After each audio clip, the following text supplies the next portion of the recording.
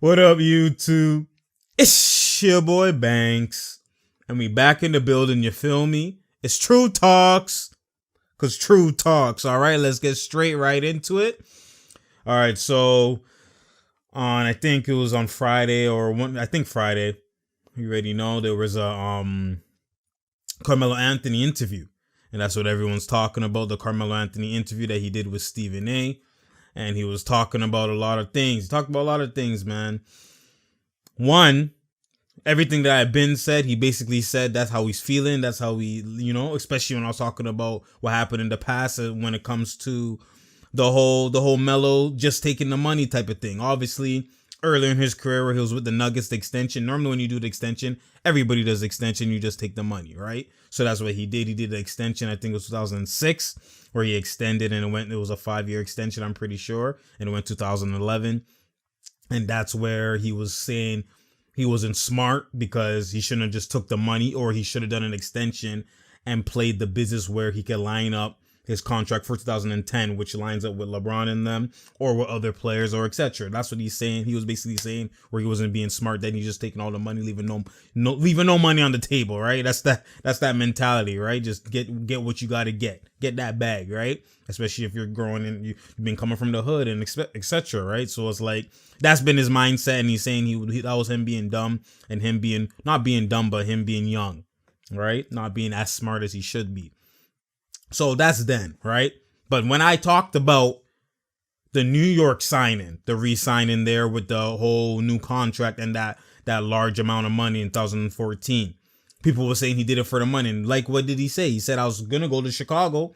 Chicago was all good and everything was going to go there. But then he found out things within, right, through the grapevine with this player and this player and this player. Not only that, Phil Jackson, remember that's when Phil Jackson came on board. Like I said, and I told you, Phil Jackson was preaching all the right things. We're going to get this player, the Greg Monroes, the Marc Gasol. You're going to be the Kobe in the triangle, etc., etc. Who's going to turn that down if you've been the guy who's been waiting for this moment to be like those guys? You know what I'm saying? Phil Jackson had Michael Jordan, then had Kobe. You're the next guy, right? So when you tell a guy like of that caliber, all that type of stuff, he's going to believe in it, especially for New York, which is where he wanted to play. And that's what I've been said. And people be like, yo, when True Talks, you listen, man. I've been told y'all, when True Talks, you listen.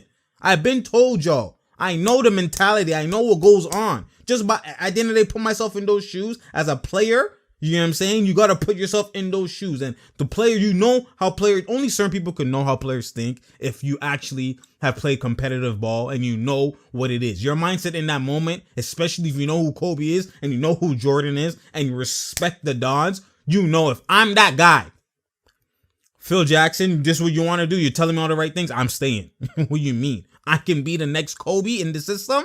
And you know how the triangle has worked. And they're not only the context was the triangle was lost. It was a lost art. They're bringing it back. Phil Jackson himself bringing it, and you've seen the winning. Like, come on now. It's guaranteed that I'm gonna, I'm doing that. I have hope. That's what you're saying. I had hope. And a lot of it obviously is false hope, but he believed. He actually believed. And that's what he said. He said what I thought and what I said. His mindset wasn't. People always saying it's about the money. A lot of people don't know basketball like that. So obviously they're just going to say it's about the money. They don't really know what's going on. So at the end of the day, that's kind of what the interview was about. And then about the Houston and the OKC situation. What I got from him talking about, Carmelo was talking about, he had a heart-to-heart with CP3, but he didn't speak to James Harden. Now people are getting into speculation where it's like, geez, if James Harden really wanted him, he could have had him. Or was James Harden actually the one to actually get that nigga out of here? You know what I'm saying? Like, it's tough, man. It's tough. There's a lot of things that was going on. Like, a guy only played 10 days. Like, 10 games. Like, do you know how short that is? You know, 10 games at 82? Not even a quarter. God damn, yo. And the man was gone. And he had buckets some games too, and they didn't lose because of him. Remember, they lost every at the same time, so their defense was shaky. And it wasn't because of Melo, because Melo, there's games he didn't play, right? They lost. After he left, they lost. They were still losing. Only time they started getting their streak back was when Chris Paul was it was right a bit before Chris Paul got injured, and they made that run, right? And they brought the Daniel House. They brought these other guys, right? I think they let go of some other guys that were playing, or like they just changed a lot of the rotation, right? And they just stuck with specific type of roles. And even James Ennis, they let go of. Like there's certain things that happen, right? And it wasn't just Melo. But anyway, he was a scapegoat. But anyways, the OKC situation, you already know that was, like I said, exactly what it was. He's playing. Like I told people that, like, obviously he's sacrificed. He's been sacrificed. He's trying to do this. He's trying to do that. But at the end of the day, it's just when you go from being a number one option, then you go from only catching and shooting. The problem isn't him being the third option. The problem isn't him being the fourth option or whatever the case was. The problem was the type of role he's playing, like the type of shots he's getting is what the problem was. Like you go from rhythm to always you're playing off ball. He's been catching. If you go back to Jason Kidd clips and you go back to Raymond Felton clips when he was catching and shooting with Chauncey, his lowest points per game that people don't actually take in of his career, one of his lowest was actually the time when he was winning with Chauncey Billups and went to the conference finals. That season he averaged, I think it was only like 21, 22, and he's been averaging like 26, 25 plus, right? Because they had so many different weapons in that team. They had Nene, they had Kenyon Martin, they had Melo, they had Chauncey, they had J.R. Smith, Clasia, right? They had all kinds of guys, right? So it was like the shots was going, Billups was actually facilitating and going to work and picking and choosing when to go to Melo. And Melo had no problem with that. They went to the conference finals. And in the playoffs, obviously he stepped up more and went to work even more. But at the end of the day, like people with this narrative that Melo needs to always get 20, needs to always get this, and needs to always get that. That's why he said he didn't have a problem with what Chauncey was saying when he was younger, but just the timing of it. So a lot of things was happening, but at the end of the day, with OKC, it's just now the way the shots was coming was different. You know what I'm saying? The way his playing was completely different, right? Catch and shoot, like people don't understand, like a Klay Thompson catch and shoot when that's who you are, and a scorer now being a catch and shoot player, like perfect example, Paul George with Melo and Westbrook didn't do as good as he did when Westbrook was like, you know what? I'm going to let you ISO 2, which was last year. And then you saw Paul George's numbers skyrocket. Some guys, like, it's rhythm, man. Like, people don't understand that. So he just talked about all the situations. He talked about everything, you know, going on. And he's basically trying to get a job, right? Trying to get a job. He didn't really bash too many people. He's just saying he was surprised how they just cut him in Houston. He didn't like that situation. OKC, he kind of knew it was a 1-year deal, like a 1-year one and done situation. And then Houston, he actually was like, he's like, yo, they said I'm the missing piece. People been said that. And then all of a sudden now you got to go 10 games. So, you know what I mean? It's tough, man. It's tough. Melo kind of just was basically saying what I was saying, especially about earlier in his career, of changing the narrative and how the narrative is wrong against him. He's always been a good teammate. He's been this, he's been that. And like I've been said, just a lot of what I took from it is just, I know what I'm talking about.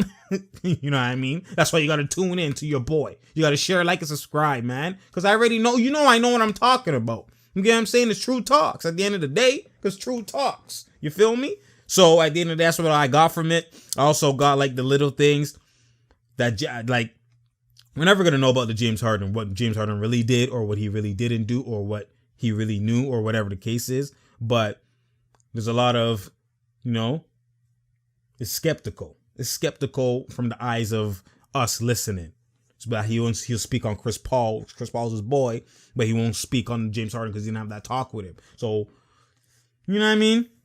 It's kind of like, geez, it's up in the air. Doesn't mean James Harden did anything or didn't do anything wrong or whatever the case is. It's just it's up in the air, right? So you never know.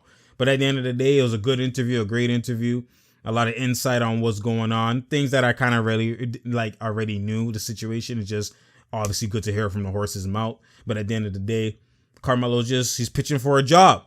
And he's pitching for a job, trying to let people know that at that time it was hard for me to come off the bench. But now I'm like, I see the Lou Wills. I see I can come off the bench easily. I just want to produce because he obviously wants to play in the NBA. And all of that, he's killing niggas off in the off season. He's killing people like, oh, it's off season. You listen, runs is runs. Talent is talent. Don't just say he's not playing in the Drew League versus some guys. Well, don't get it twisted. Drew League has some dogs. Don't get it twisted. But he's actually playing NBA players. He's actually playing against NBA players. Obviously, they're not trying as hard, but at the end of the day, buckets is buckets. They're still trying in that moment. I'm gonna lock you up. Like, people underestimate. People don't know about competitive. They don't know about mans, yo. We go to runs. I'm gonna show you. Now I'm not playing in the system. I'm gonna get buckets. Like this is the time where egos get at each other. This is the time. It's about buckets. It's about freelance. You know what I'm saying? People wait for that opportunity because in the season you can't do that. You're under a system. You know, obviously certain players have freedom, but certain players like the seventh guy, they want to prove themselves. It's still the NBA. It's still NBA players. Don't get it twisted. People just write that under the rug that he's cooking mans. Oh, we could just cook. Like, come on now. Obviously it's not the same, but don't just pass over it like it's light work, even though it's light work for Melo. My goodness. Jeez. Anyways, so at the end of the day, like, it's one of those things where now he's pitching for a job. Now, I said Denver should pick him up, but I know Denver, they have Michael Porter Jr. He's getting healthy. He could literally start and play the 3. They have Barton too. And then, you know what I mean? So they're like, we want to bring Melo and just mess up our youngest building. This is the time for a young core to just be building so we can be a championship caliber team, which it makes sense. I understand their approach for not getting Melo. It makes sense. But then you got guys like Portland should definitely get Melo. Like I said, Melo should be playing the 4. At this point in his career, he should be playing the 4. He can still play the 3. Obviously, let's say Anthony Davis is playing the 4. Do you want Melo guarding him? Well, it's not 6'8", 6'10". You know what I mean? 6'10", 6'11". Melo's been guarding guys at the 4. Like, that's tough. Who's Melo gonna guard, right? In that situation, right? You could change the lineup, cross match, etc. You could, like, it's the NBA. You could find ways. But at the end of the day, he should be playing the 4 at this point in his career. Since New York, he should be playing the 4 because that's when he thrived the most. When he won the scoring title, he was playing the 4 because it's an auto mismatch. You need every advantage that you can get when you're older. You know what I'm saying? Obviously, Melo's not far from washed, but you're older. You need advantages. Now, when he's at the 4, you have Draymond. He could be, let's say he's too small. Draymond isn't small, but you know what I mean? Big body, turnaround fade. Draymond is great defense, but let's say he's too small. You put him on the perimeter. You put like a bigger guy. That's has he blow by. You know what I'm saying? It's more of a mismatch as opposed to the 3. It's more tougher. You want to be in the situation where you're coming and you have to prove. You want every advantage that you could take. Give me those. You know what I'm saying? Give me those.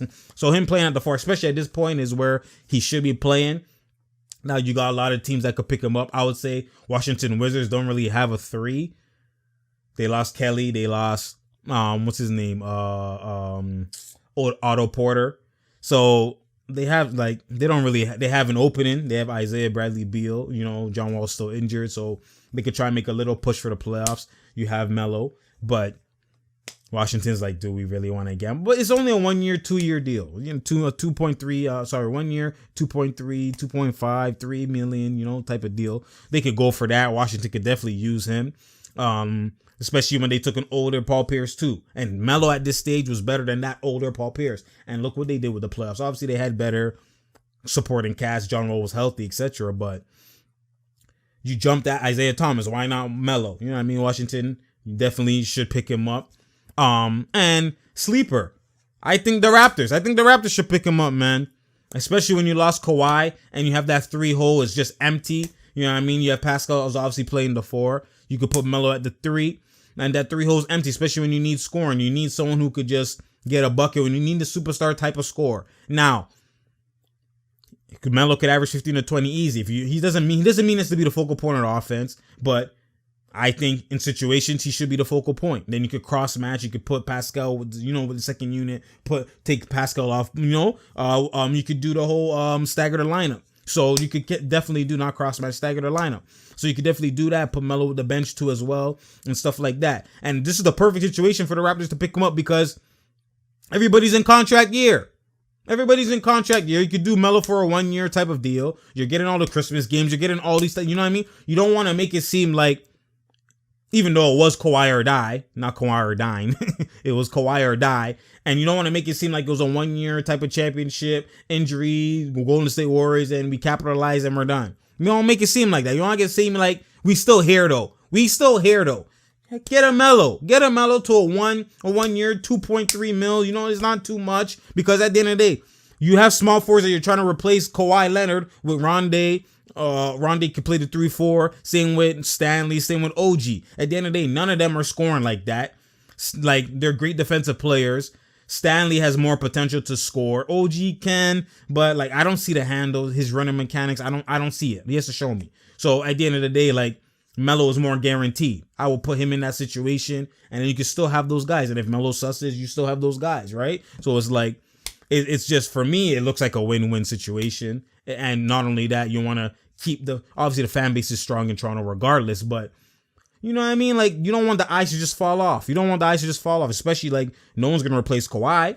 So you might as well at least get some type of star. At least they had DeRozan. At least they had Kawhi. Now you have no star. It's just Pascal. Even Pascal's a free agent. Everybody's going to be a free agent. Everybody in contract year. Pascal, Van Fleet, Ibaka, Gasol, Lowry. That's 5 guys. Obviously, Pascal's restricted, but it's still contract year. So, like, you know what I mean? Like, this is a perfect situation. Plug Melo in, and it'd be a good look. It'll be a good look, man. You have, especially at all teams, you have solid defense around him. You know what I mean? If he susses, if he's playing 3 or 4, he's not like, you can cross match, put Pascal on the 3, put him on the 4 if it's a solid guy. There's all kinds of stuff you could do. You know what I mean? So, I mean, it's a great situation to put Melo in. I will pick him up and you know, go for it, at least try and make the conference finals, try and semifinals, something. You know what I mean? You can't just let go of your championship like that and not be in the mix. You know what I'm saying? Like, come on, it's a perfect situation. So, anyways, we'll see what happens. But that's my take on everything with the whole Melo drama. I know I've been talking about Melo for a bit, but you already know that's kind of like, it's not too much to really talk about right now. Obviously, I'm gonna do more things coming up, but we getting ready, man. Getting ready for the season. We're gonna talk about the opening roster, Christmas Day games. We're gonna talk about a lot of stuff. We got opening day games, all that type of stuff. So we're gonna talk about that coming up. So stay tuned. You already know. Share, like, and subscribe. Put that notification button on, man, so you know when I'm here, man. You already know. Let's get it. It's True Talks, 'cause True Talks. And I'm out, man.